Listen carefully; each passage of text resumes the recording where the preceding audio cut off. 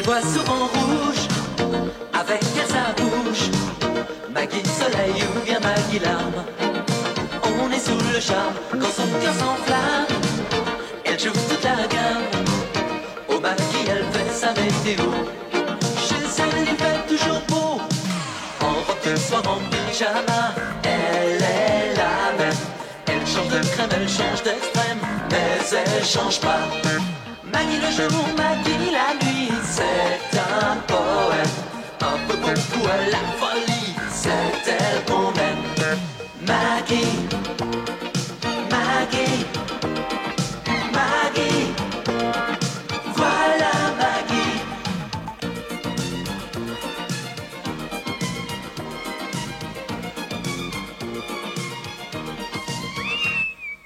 Eh ben, dis donc, c'est mis sur son 31. Si après ça, il signe pas... Remarquez, moi, à sa place, j'achèterai pas. Quoi? De quoi vous parlez, Rose? Eh ben, du magasin de Monsieur Georges, là, le promoteur qui veut lui acheter pour en faire un centre commercial. Comme ça, Monsieur Georges, il pourra s'arrêter de travailler.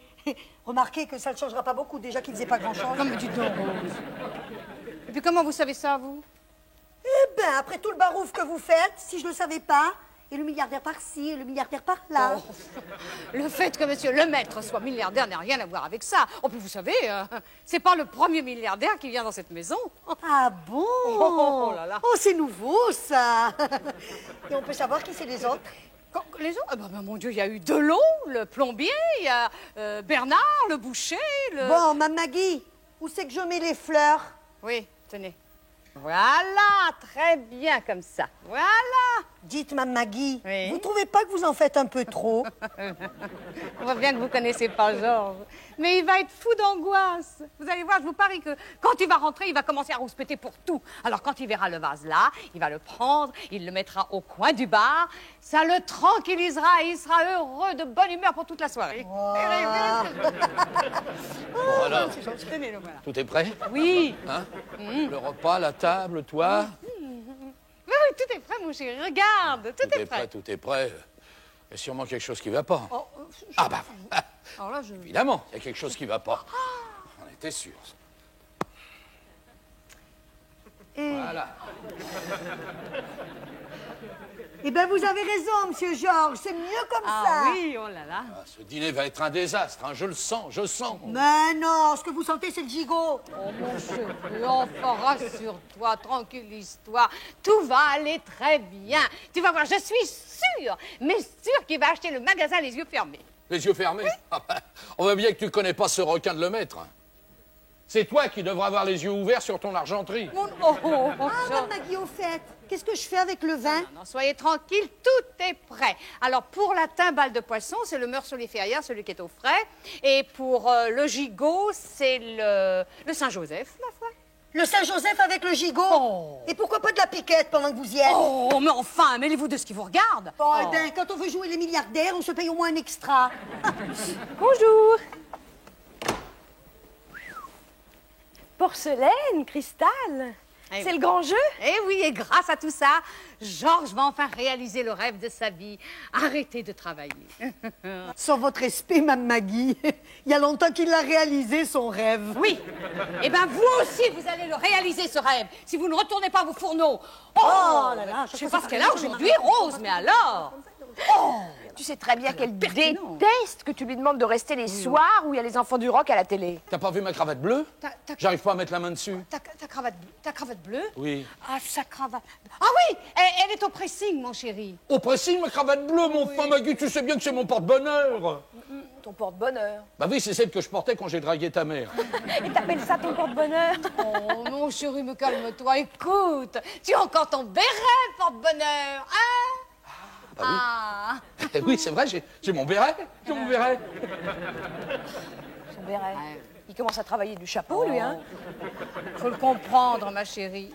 En 1 heure, un type va décider du reste de sa vie. Comme ça, simplement en signant un chèque. Et s'il ne signe pas, eh ben Georges devra continuer à travailler comme tout le monde, au lieu de se dorer sur la côte.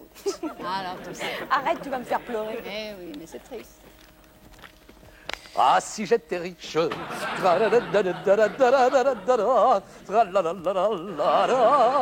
Alors, comment tu te trouves? Très bien, mon chéri, très chic. Georges! Qu'est-ce qui se passe? Tu vas pas garder ce béret sur la tête, enfin c'est ridicule. Oh, ben, il me porte chance, alors déjà que j'ai pas ma cravate... Enfin, ces superstitions sont ridicules, mon chéri. Non, tu vas me faire le plaisir d'enlever ça tout de suite. Oh non, le dîner va être un désastre. Mais non, viens, écoute, arrête, tout va se passer très bien, mon chéri. Dis-moi, au fait, à propos, dis-moi, quel est le prénom de Madame le Maître? Lucie. Lucie, très bien. Mais elle ne vient pas ce soir. Elle vient pas ce soir? Non. Mais alors, il faut retirer un couvert? Bon, non. Non, mais attends, quand tu m'as téléphoné cet après-midi, tu m'as bien dit qu'on serait 4. Et oui, Alors... c'est ce que je t'ai dit. Oui. Oui, c'est quand même assez difficile à expliquer. Enfin, remarque, c'est assez drôle comme situation. Non, écoute, sois clair, parce que je comprends rien, là. Le maître vient avec sa femme, non? Non, bon, bah alors avec qui? Voilà. Tu sais, le maître est lyonnais. Bah oui. De Lyon. Oui. Alors, bon, quand il monte à Paris pour ses affaires, sans sa femme, il aime bien s'amuser un peu, oui. Tu vois. Alors, cet après-midi, dans mes bureaux, là, il a rencontré une de mes collaboratrices qu'il a trouvée très gentille. Et alors, il m'a demandé, comme ça, en copain, de lui arranger son coup.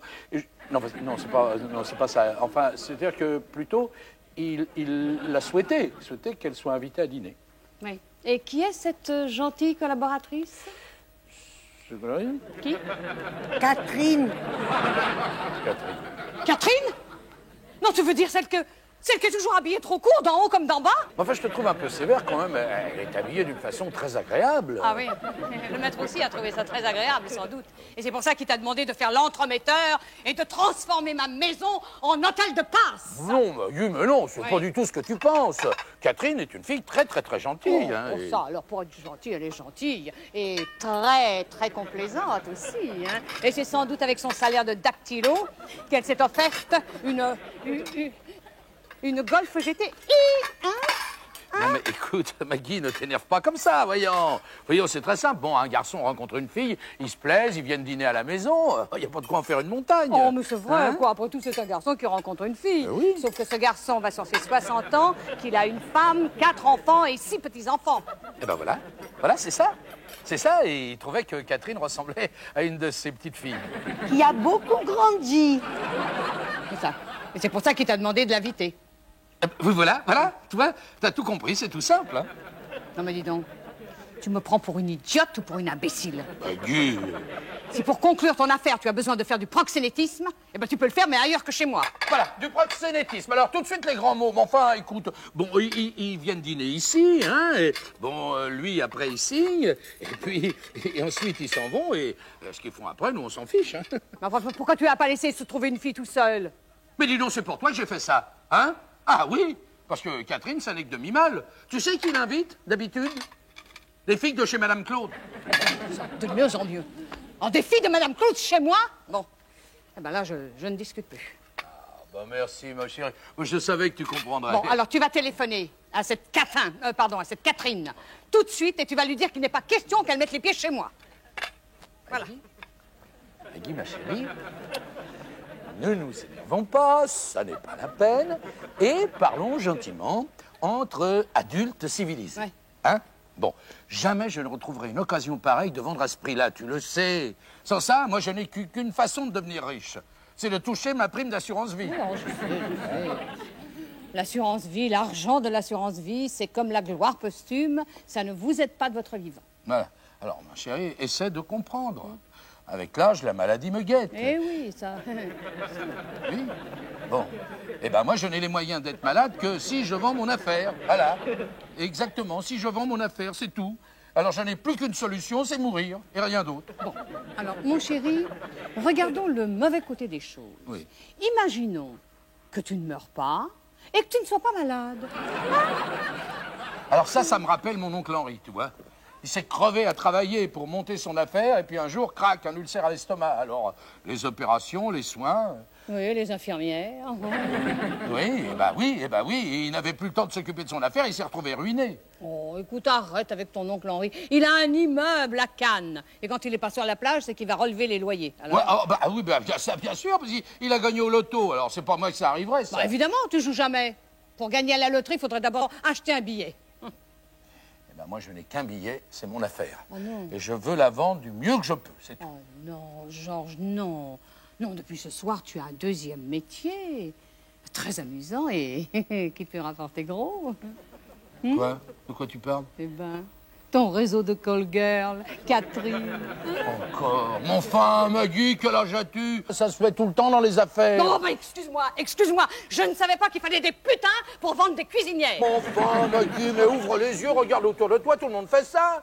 Quand un pétrolier invite un émir, qu'est-ce que tu crois qu'il lui fait visiter? Des stations-service? Oui, bah, j'ai peut-être vieux jeu, mais c'est pas parce que tout le monde fait ça que c'est bien. Bon, alors maintenant, je vais te dire une chose dont tu n'as pas idée, Oui. c'est que dehors, c'est la jungle. Oui, eh bien, c'est pour toi que je fais ça. Pour que tu sois à l'abri s'il m'arrivait quelque chose. Eh ben, j'ai toujours ton assurance vie. Oh oui, oh non, d'accord, moi j'ai d'accord pour Catherine. Mais je tiens à ce que tu saches que je ne suis pas d'accord. Oui.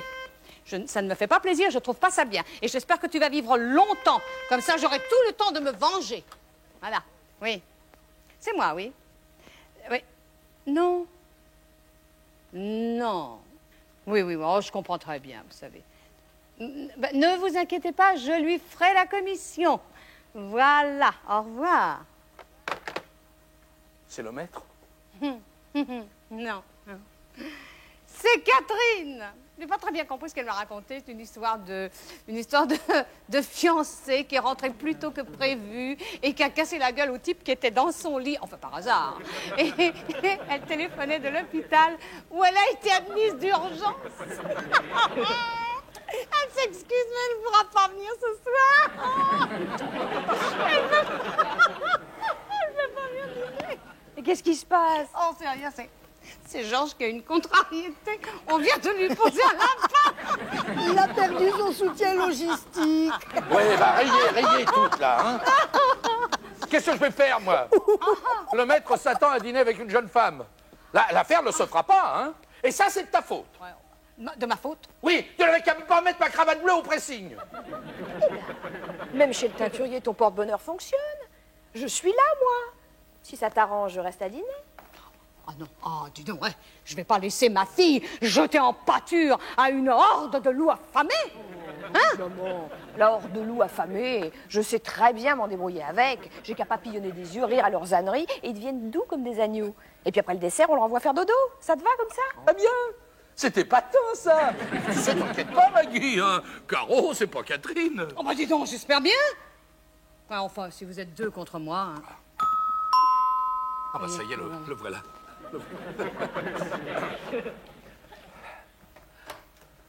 Ah, bonsoir, Robert. Vous avez trouvé facilement? Moi, oui. Mon chauffeur, pas vraiment. Ah, Maggie, ma chérie, permets-moi de te présenter Monsieur Robert Lemaître. Maggie, ma femme. Bonsoir, j'ai beaucoup entendu parler de vous.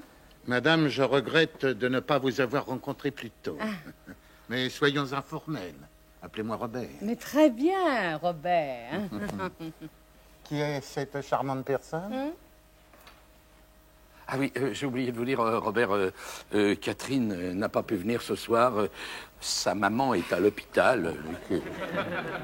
Alors, notre nouvelle invitée, c'est notre fille Caroline. Bonsoir, Robert. Appelez-moi Bob. Je vous appellerai Caro.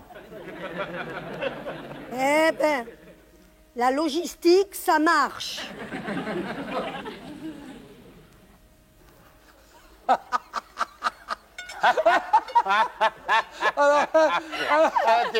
Alors là, écoutez, hein, franchement, Robert, l'histoire du curé et du rabbin, irrésistible, hein, à Maggie. J'adore. Dites, vous connaissez la dernière? Non, mais la dernière, la différence qu'il y a entre une mercière et une prostituée. Ah non. Non? Eh bien, la mercière débite des plottes.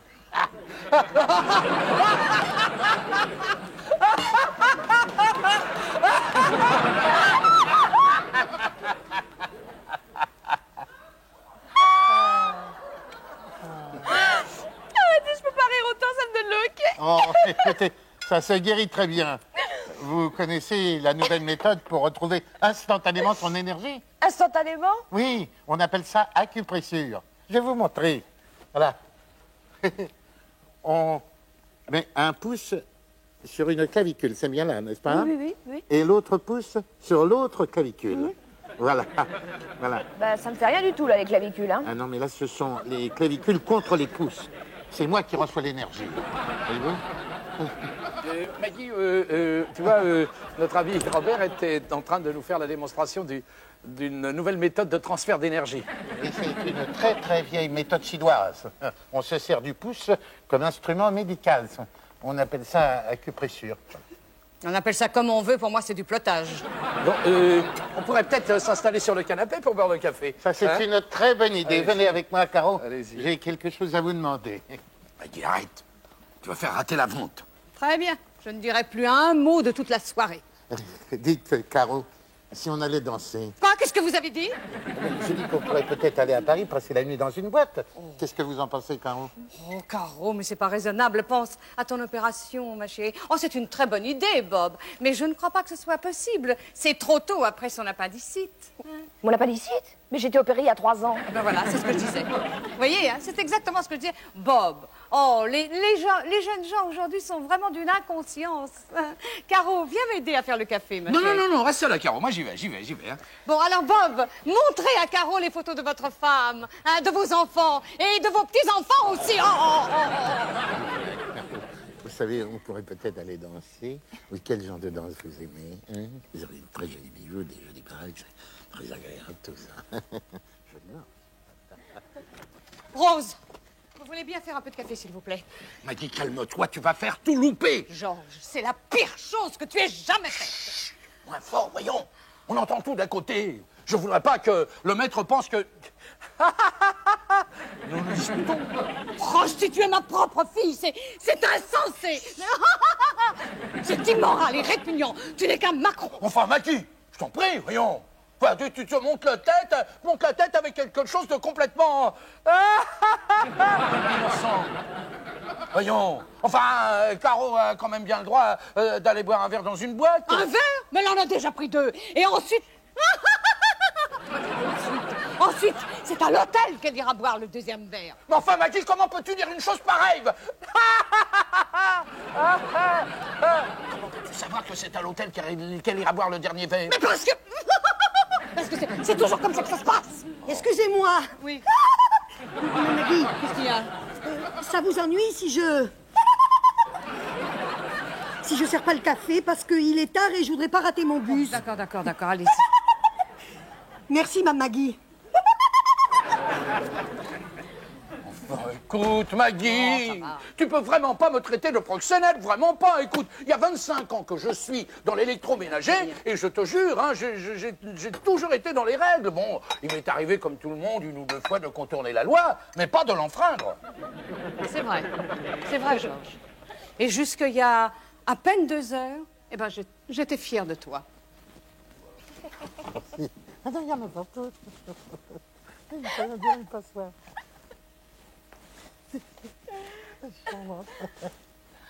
Vous voulez un peu de musique?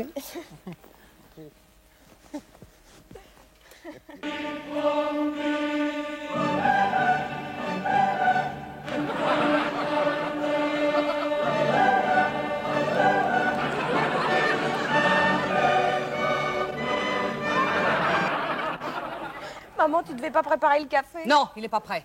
Oh, ben, c'est pas grave, Maggie. Ne vous inquiétez pas. Caro, si on se sauvait avant le café. Ah non, ne bougez pas, le café est prêt. Viens m'aider, Caro. Non, moi j'y vais, reste Non, là. toi, tu restes là et tu danses avec Bob. Viens. Caro, je sais ce que tu vas me dire. Que tu es majeur et que tu fais ce que tu veux. Bon, d'accord. Mais avant, je veux que tu saches que Bob est marié. Père, grand-père et dans pas longtemps arrière-grand-père. Et que la seule chose qu'il veut, c'est une nuit de plaisir avec toi. Bon, alors maintenant, qu'est-ce que tu fais? J'y vais. Quoi? Enfin, t'as pas confiance en moi? Mais quelle question? Bien sûr que j'ai pas confiance en toi. Puis en plus, c'est un homme marié. Mais qu'est-ce que ça peut te faire? T'es pas sa femme? Non, je suis ta mère. Ça y est, ça marche, ça marche. Il m'a acheté l'affaire. Oh, t'as été génial, Caro. Ah, c'est fantastique, c'est ce que tu voulais, hein? Oui, grâce à toi. Alors, dis donc, tu vas danser avec lui, puis tu t'éclipses gentiment, et tu reviens ici, et on fait de ça tous les trois. Hein? T'inquiète pas, je me débrouillerai toute seule. Oh, vraiment, c'est la chose la plus immorale que j'ai jamais vue. Morale. Enfin. C'est surtout la plus lucrative. Oh, oui. Oui, mais enfin, Maggie, faut faire plaisir à son client. Bon, bah alors je dois être folle. Non, écoute, si je suis folle, dis-le-moi, Georges, parce que il y a des camisoles pour ça, hein. Ah non, c'est pas ce point-là, non. Non, simplement, tu ne vois pas les choses en face, et pour ça, il n'y a pas de remède. Oui, alors si je comprends bien, c'est une procédure de routine dans les affaires.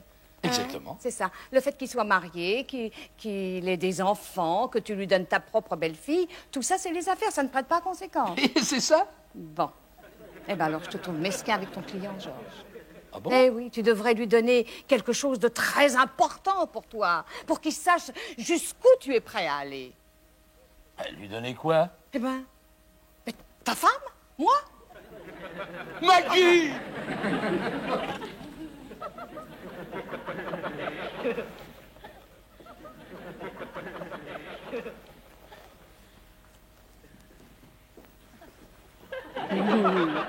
Puisque vous allez danser avec ma fille, laissez-moi ouvrir le bal. Vous venez d'acheter Georges Boissier.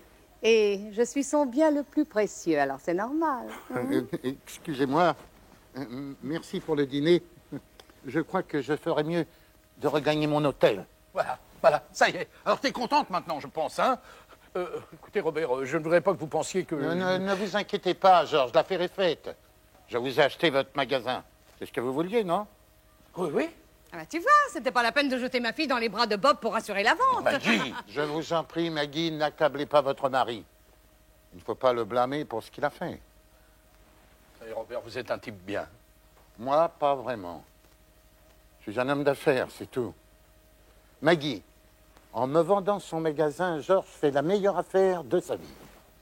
Alors, quand il a vu qu'une de ses secrétaires, de ses collaboratrices ne me déplaisait pas, il l'invitait à dîner, en pensant que ça aiderait à la vente.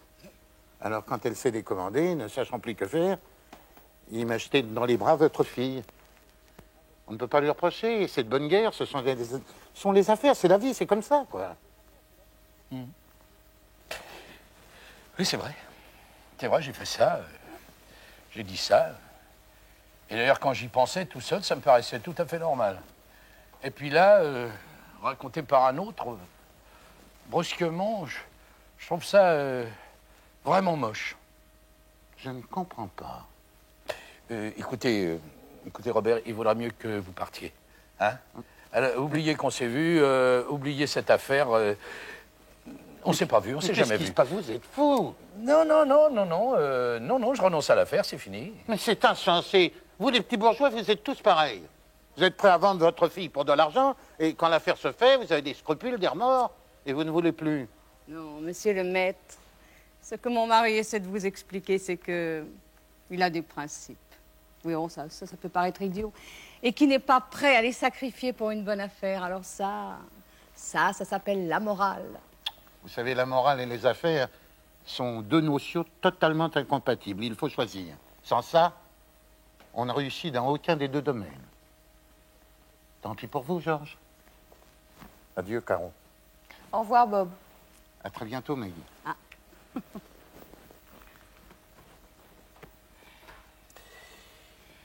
Caro, je te dois des excuses. Non, putain, toi, ça va. Ça suffit comme ça. Mais Caro, qu'est-ce qui se passe? Il se passe que je me demande comment vous avez fait pour vivre pendant 50 ans avec des principes à la con. Parce que vous n'avez pas l'air de vous rendre compte, mais vous savez ce qui se passe dehors? Dehors, c'est la jungle!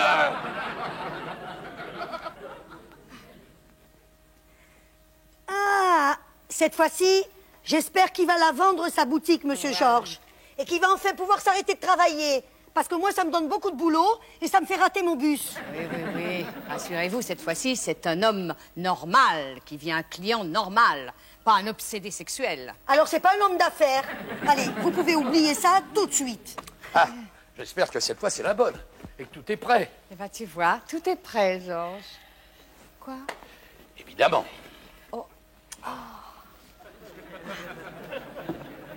Là. Oui. Voilà. Parfait.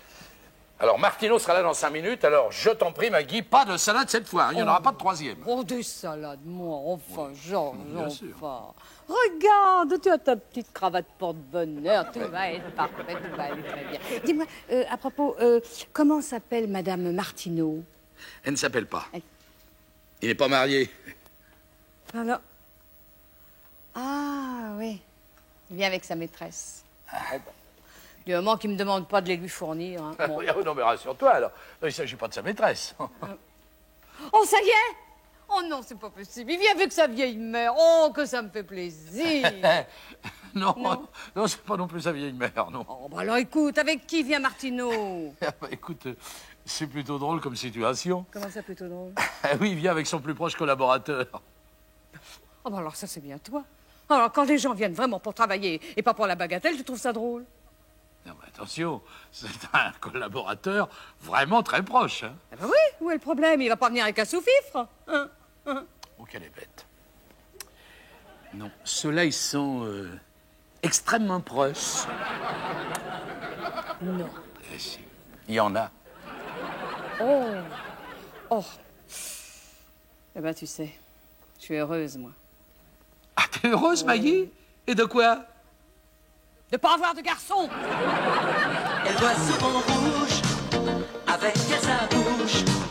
Maggie soleil ou bien Maggie larme. On est sous le charme quand son cœur s'enflamme. Elle joue toute la gamme. Au Maggie elle fait sa météo.